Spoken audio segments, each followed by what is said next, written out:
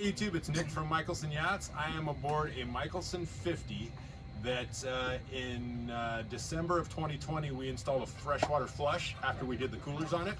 So it's been about a year and a half that the boat's been being run with the coolers being flushed every time it was put back in the slip.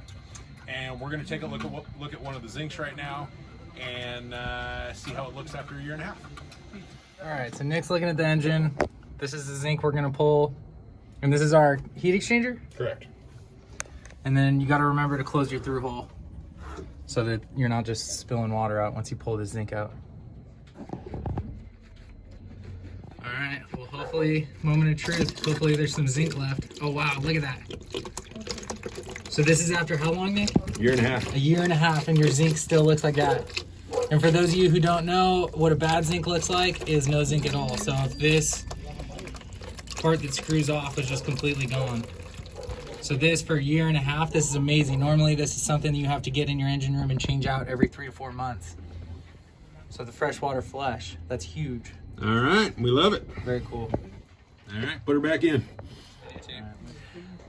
All right, guys, so for those of you who don't know, this is what we're talking about. So this part is the actual Zinc right here, the Zinc anoid. You can buy a new one of these at the store. They're cheap, but you have to replace them all the time, which is the pain.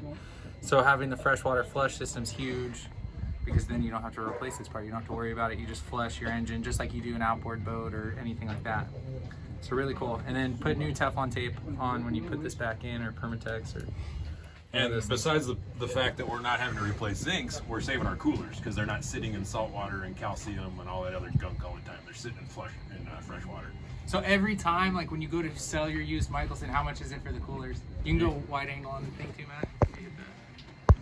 Zoom it out, there it is. You know, if all your coolers need to be done, you can spend 12 grand real fast doing your coolers. And if you just maintain them this way, they're gonna last, potentially forever. We still need to, service them regularly at some point, but a lot less frequently. And this is some upfront money. It's about, I don't know, $1,000 to $1,500 depending on your boat and how long it takes us to put it in. To put the flush in. To put the flush in, but that saves you huge. Worth every penny. Yeah. Okay, so in closing, we went over our freshwater flush system that we've installed on this boat. This is what it actually is. Have Sam get in there, and all we're doing, my freshwater pump's on, I rotate it this way, I'm gonna flush my starboard engine after I run the boat. Put a 5-minute clock on your phone. You can do it for as long as you want. When I'm done, rotate it. I'm gonna flood that port engine full of fresh water, so it's sitting with fresh water in it the whole time. Then I'm gonna turn it off, turn my freshwater pump off, and leave the boat. Easy peasy. See you next time, YouTube.